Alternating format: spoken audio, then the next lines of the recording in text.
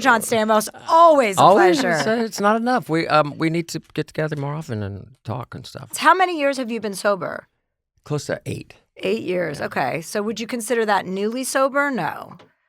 I was drinking into my 50s, and it was just time. Well, you have a lot of examples in the book of times where you don't make yourself look good in this book in a lot of areas, and I actually appreciate that because I also like to be honest. It's very important to be honest and not to gloss over and pretend like you're crushing it all the time. I started out that way. I was like, I'm going to write a hero book, and I was like, this is such bullshit, and it turned into a human. It was a human story, because.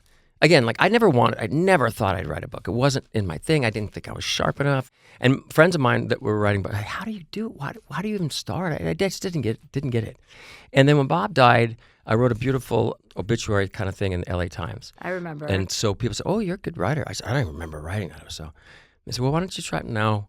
And I had a kid too. And I said, okay, so now I'm a father. What's that like? And I just kept saying no. And then I really thought about leaving something behind for him, a love letter to all the beautiful people that have come in and out of my life, to my wife, and I've had a lot of mentors over the years that I wanted to talk about. But then the clutch was that I knew I had them, but I dug up all these letters that my mom left me, these little notes that she would leave me and my sisters. I said, okay, that's a good place to start. Yeah.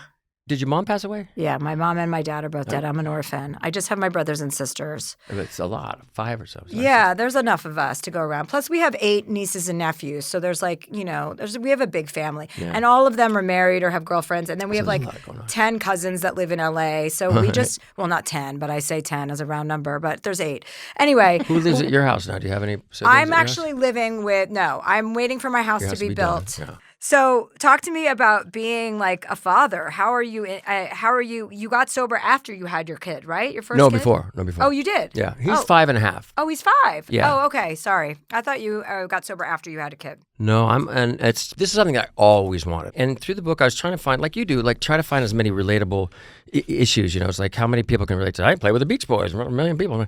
But, so I tried to do that, and I started off with getting this DUI, and so I thought, okay, that's a good place to start. It's the hardest thing, I thought. Turns out it wasn't. And the 5 stages of grief there were more booze and sex and all that bullshit. And then the second chapter I wrote, which happened to be the end, was the day I found out that Bob died. And by this point, my 5 stages of grief were, therapy and family and prayer, and, getting my shit together.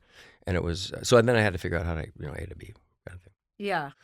But I tried not to be honest, a lot of the times. My mother kept every teen magazine, every calendar, every journal, every picture. She took a lot of pictures, so it was sort of easy to fact check everything as well. Yeah, because you don't want to put out a book like this and not be truthful. And I think part of the catharsis of writing a book is being able to be truthful, because when you are in the public eye, you have such little privacy that you try to retain. I know this from being friends with lots of celebrities, and I know you've been famous since you were a little boy, basically.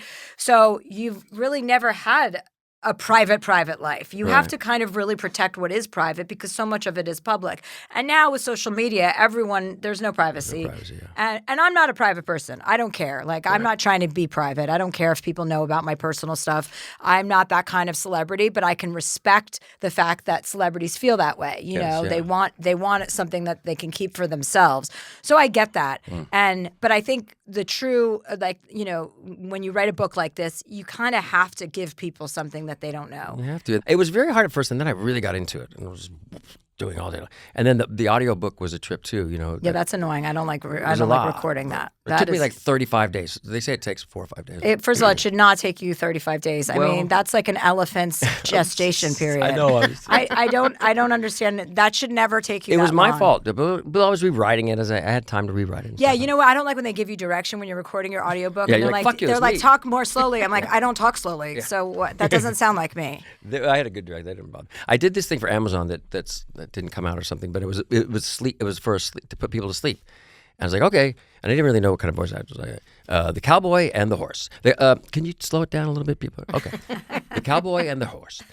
Could you, sorry, John, can you, less inflection. We're trying to put people to sleep. And I'm like, fuck off. And guess what we're doing now? Handler, You're going to give advice to strangers, okay? That's what we're doing. Okay. Yep. The show is about giving advice. It's called Dear Chelsea. I know. I listened to it. Do you feel you're qualified enough to give? No. Okay. But good. that doesn't matter. Who And by the cares? way, yes, actually, You are. I I am. know. You're I yeah, you are. am because I'm bright. I read. I listen, and I care. What advice do you need from me? Well, we're going to Chelsea? see. We have letters and we have callers. What's the first one, Catherine? So this first one comes from Sober. Oh, okay. Well, Who's that? that's you. And then I guess your alter ego. Yes. He says, Dear Chelsea, I'm a 44-year-old gay man who's newly sober. I started using drugs and alcohol when I was 15 and took to them right away. I loved the feeling of being drunk or high, and I felt like it took away all my problems. At first, I used socially, and for many years, it wasn't a problem in my life. But after about 20 years, it caught up with me and turned into abuse. I hit my low when I lost a really big job. I've been sober for 10 months now and plan to stay that way. My drug use became such a daily part of my life. I had something come up and something to come down and something to go really up and something to go really down. I'm not working right now. Is this from Elvis Presley, by the way? No, it's not. So what? But you do mention in your book, you were like, yeah, I was my own pharmacist. I don't have a boyfriend and I'm not working right now, and I'm really missing drugs and alcohol a lot. I'm having trouble finding joy without my vices and worried I'll never have fun again. Daily life and socializing seems boring to me. I know you enjoy drugs socially and thought you could help shed some light on my scenario. Best, Sober. Oh, this is perfect timing. We were just talking about This is this, for yeah. you to answer. It's Because for you have you. to you have to speak to sobriety. I'm the one who still uses and you don't. So you have to You speak. do half of it, and then I'll do the other. Well, okay. I would say that if drugs have caused you to lose a job, to lose anything important in your life, you've made the right decision by getting sober for 10 months. You've been sober. Do not throw that in the garbage. Don't throw it in the You garbage. need to stay sober. And this is a test. These tests come up all the time, right? With sobriety, with life, with ever. You can't do something for 10 months and expect your whole world to change and for everything to be perfect for the rest of your life. You're feeling down, and then this is a test for you to get through to the other side, and I promise there will be light at the end of this tunnel. I've seen it. Yes. Speak to sobriety. Well, and, no, I and- mean, that's it exactly. And I was that same way you were, sir. Hang on, just hold on, because it does get better. It's hard at first because all of a sudden when you're not doing drugs and drinking, all you have is yourself, and you're just like, and your life is probably pretty shitty from all that. And then you go, well, what do I have? Why stay sober? What am I staying sober for? I have nothing. And also, don't define yourself like even you signing the letter as sober, writing the letter as sober. It's like that's a very one-dimensional way to look at yourself. You're so much more than your sobriety, even though the sobriety is the most important thing for you to continue doing right now. You're more than that. And Yes, once yes. you get through the challenges of remaining sober, because the first year is the most difficult, they say, and it's true, I'm sure. I can only imagine that you are tested and tempted so many times. Once you get through this year, I promise you, you will feel differently about your sobriety, and it won't be such a test. Right. Isn't that right, John? 100%. And when the good things come to you, and they will, I promise you they will. You got to Yes. stay the course. Then you go, I don't, and they start to outweigh the Yep. drinking and the drinking. Like we just said, it just would take me down and it would low hanging fruit. Good, I'll take 3 of those, just the comfort it brings you at the moment. But then the next day you wake up, oh shit, I got nothing, man. What am I doing here? All I wanted my whole life, I don't know about this gentleman, I just wanted a family. I wanted kids. I wanted a wife. I wanted someone who I loved. My parents were great. They had a good relationship. And that's what I wanted. And it finally came to me, but it would not have come if I slipped after 10 months or a year. And people could see it on me, And when I stopped and I could be clear and like you're doing now, you have it, where you could just look at someone and just be honest and boom, boom, then the good stuff comes. Stay sober, buddy, because, it's a thing. It's not easy. It's not easy.